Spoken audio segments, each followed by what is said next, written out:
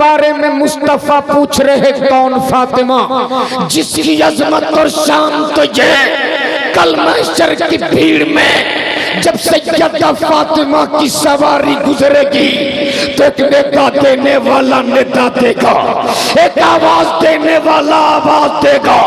और मैदान महशर वालों अपनी अपनी निगाहें झुका लो, नबी की बेटी फातिमा की सवारी गुजरने वाली है।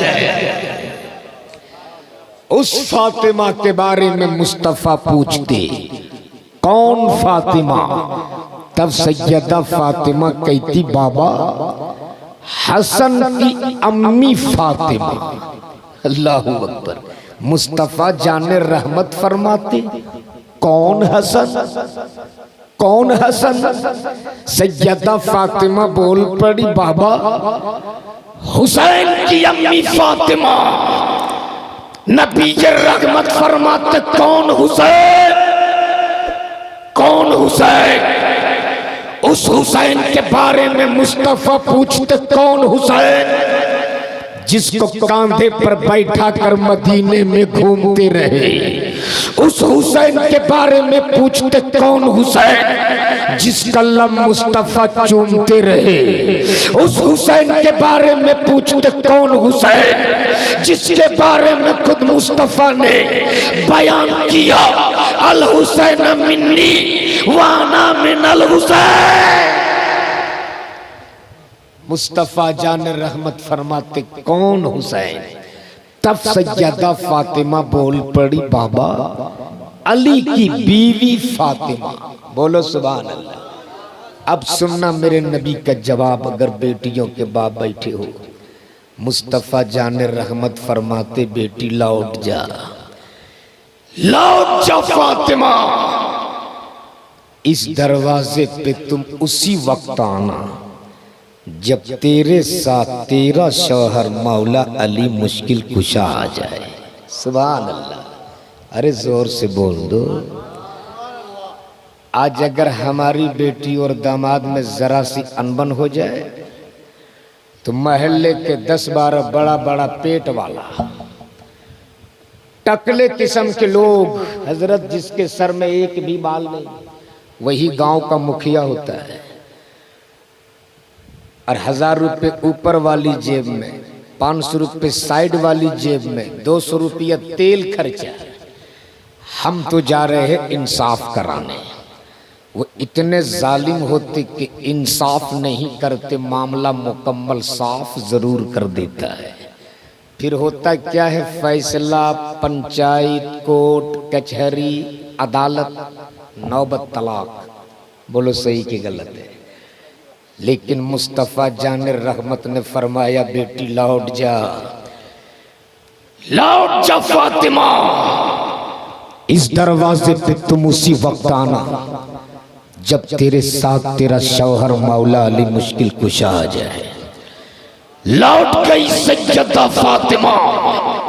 इधर मौला अली मुश्किल कुशा घर पहुंची, देखे फातिमा नहीं है, दिल तड़प गया। और मौला अली ने सोचा मेरी बातों से मेरी फातिमा का दिल टूटा होगा, मेरी फातिमा गई होगी अपने बाबा के दर पर, मेरी फातिमा गई होगी मुस्तफा के चौखट पर। ढूंढ चले मौला अली अपनी बीवी फातिमा को। इधर से सैयदा फातिमा नबी के दर से निकलकर अली के घर की तरफ, उधर से मौला अली अपने घर से निकल कर नबी के दर के तरफ। बीच रास्ते में दोनों की मुलाकात हो जाती है। बोल दो सुभान अल्लाह। अब जैसे ही दोनों की मुलाकात हुई, मौला अली ने ये नहीं सोचा कि मैं दामाद पैगंबर हूं। अली ने ये नहीं सोचा मैं हसनैन का बाबा हूं।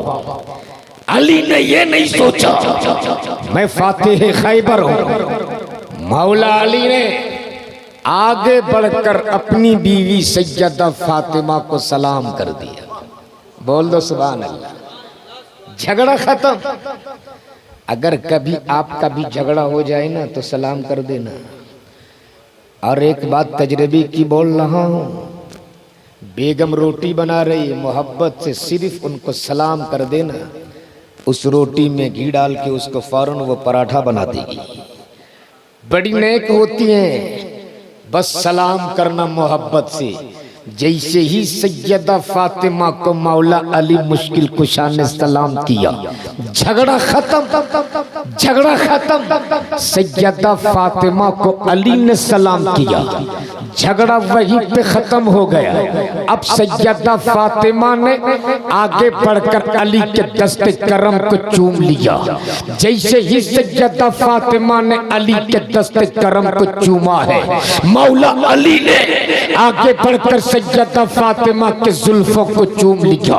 जैसे ही सैयदा फातिमा के जुल्फों ने अली ने चूमा है, सैयदा फातिमा तड़प गई और बिलक बिलक के रोने लगी और रो रो के अर्ज करने लगी, ए अली, मैं गई थी अपने बाबा के चौखट पर, मैं गई थी अपने बाबा के दर पर। आज मेरे बाबा ने मुझ पर अपने घर के दरवाजे को बंद कर दिया। मेरे वो बाबा जो मुझको चूमते भी थे, मेरे वो बाबा जो मुझको सूंघते भी थे, आज मुझ पर अपने घर के दरवाजे को बंद कर दिए। मौला अली ने सैयदा फातिमा का हाथ पकड़ा, तसल्ली दिया और फरमाते, फातिमा घबरा मत, अब चल दो। जोर से बोल दो, क्या कहा? अब चल तो। आगे आगे मौला अली, पीछे पीछे सैयदा फातिमा। बोल दो सुभान अल्लाह। आगे आगे हसन के अब्बा, पीछे पीछे हुसैन की अम्मी, आगे आगे फातिह खैबर, पीछे पीछे खातून जन्नत। सुभान अल्लाह। दोनों मुस्तफा के दर पे हाजिर। नबी कौनैन के घर का दरवाजा बंद। मौला अली मुश्किल कुशा फरमाती, फातिमा अब क्या सोच रही हो, बजा दे कुंडी, आवाज लगा दे। जैसे ही सैयदा फातिमा ने पहली कुंडी बजाई, नबी कौनैन ने आगे बढ़कर अपने रहमत वाले हाथ से घर का दरवाजा खोल दिया और फरमाते, मरहबा मेरी बेटी तू आ गई, मरहबा मेरी फातिमा तू आ गई। गोया नबी के कौनैन ने अपनी बेटी फातिमा पर अपने घर के दरवाजे को बंद करके कयामत तक आने वाली अपनी पूरी उम्मत को पैगाम दे दिया कि अगर तेरी बेटी और दामाद में कभी अनबन हो जाए तो तुम उसमें दखल अंदाजी मत करो, बल्कि उन दोनों को सुलह कर लेने दो। अगर तूने इस पे अमल कर लिया तो खुदा की कसम तेरे घर में कभी तलाक की नौबत आ ही नहीं सकती है। लेकिन आज हजरत, हमारे यहाँ अगर जरा सी ससुराल में बेटी को तकलीफ हो जाए, बड़ा सा मोबाइल रहता है, फौरन बाप को कॉल करती और कान के पास ले जाकर सिर्फ कहती, अब्बू। बाप भी कम नहीं है, बोलता, बेटी घबराना मत, अब भी आता हूं, उसके घर का खूंटा खंबा सब उखाड़ के रख देंगे। इसलिए मैं आपसे कहूंगा मेरे भाई, हजरत काजिम साहब आज हमारे यहाँ तो नौजवान खूब नारा लगाते, गौस का दामन नहीं छोड़ेंगे, और अंदर से 3 लाख रुपया भी लेना नहीं छोड़ेंगे। बोलो सही के गलत है? खूब रात के जलसे में नारा लगाया, गौस का दामन नहीं छोड़ेंगे, बेटा बेचना भी नहीं छोड़ेंगे। तो आपके यहाँ ये डिमांड उमांड तो नहीं होता होगा शादियों में? नहीं होता है हजरत? होता है। यानी यहाँ भी इंटरनेशनल फकीर हैं। मैं तो उन बेटा बेचने वाले को मशवरा देता हूं कि क्यों मांगते हो बेटी बाप से, एक बड़ा सा ड्राम लेना, बीच चौराहे में रख देना और सामने लिख देना, मैं बेटा बाप हूं, मैं फकीर हूं। 1 साल मांग लो, मोटरसाइकिल नहीं स्कॉर्पियो मिल जाएगा तुझको।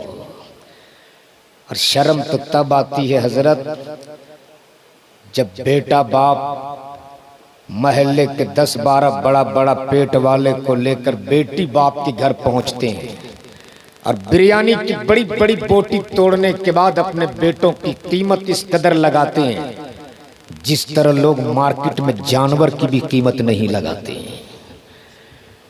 इसलिए अगर गैरतदार माओं के दूध पिए हो तो सुनो, अगर जानवर नहीं बेटा पैदा किए हो तो सुनो। आज जब बेटा बेचने का मिशन किसी गरीब के घर से नहीं चला, ये तिलक और मुतालबे जहेज का रस किसी मिट्टी काटने वाले के घर से नहीं चला। अरे ये बेटा बेचने वालों की तहरीक तो उसके घर से चली जिसके घर के सोफे पर कुत्ता बैठकर दूध तो पी सकता, एक गरीब बैठकर चाय नहीं पी सकता। इसलिए अगर गौसे आजम के गुलाम हो, अगर दाता सैयद दाता तेग अली के वफादार हो, अगर मुस्तफा जाने रहमत की शफाअत पर ईमान है, अगर हसनैन के नाना को अपना शाफ़िए महशर मानते हो, तो आज इस महफिल से यहाँ से आहत करके उठो कि हम बेटी रुखसत करने के लिए हवेली नहीं ढूंढेंगे, बल्कि बेटी रुखसत करने के लिए ऐसा छप्पर खोज लेंगे जिस छप्पर में मौला अली का गुलाम रहा करता हो। क्या बात, बहुत अच्छा पैगाम। इसलिए वक्त बहुत ज्यादा हो चुका, बहुत ज्यादा नहीं, ठीक है, बस इख्तितामी मर। मेरे बाद भी 2-2 तकरीरें और होनी है और नाजिश भाई, अजमत भाई, ये लोग भी नहीं पढ़े, इन लोगों को भी सुनना है। बस आखिरी बात मेरे भाई, ठीक है गौसे आजम के नाम का लंगर बनाओ, लेकिन आप इस पर भी आहद करके जाओ कि हम किसी को तकलीफ नहीं देंगे।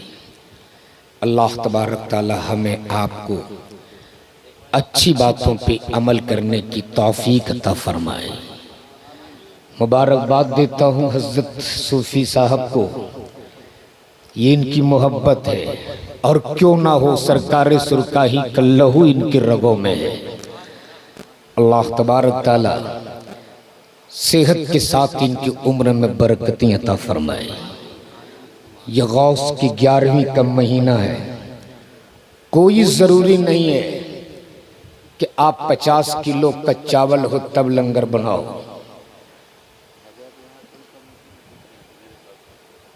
बिना बगैर कमेटी का इतना बड़ा जलसा, पूरा मोहल्ला और 2-4 गांव मिल करके जितना बड़ा जलसा नहीं कर पाती, ये हजरत के जिगर है कि तन्हा इतना बड़ा जलसा आपके मोहल्ले में आपके लिए करते हैं 21 साल से। और साउंड भी आता है तो मुजफ्फरपुर का सबसे महंगा और सबसे शानदार साउंड मिंटू भाई का,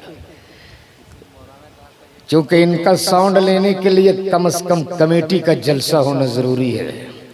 लेकिन ये हजरत का जिगर है कि मिंटू भाई का साउंड ले आते हैं, इसलिए किनको पता है किनको कैसा साउंड चाहिए। इनकी भी अल्लाह उम्र में बरकतें अता फरमाए।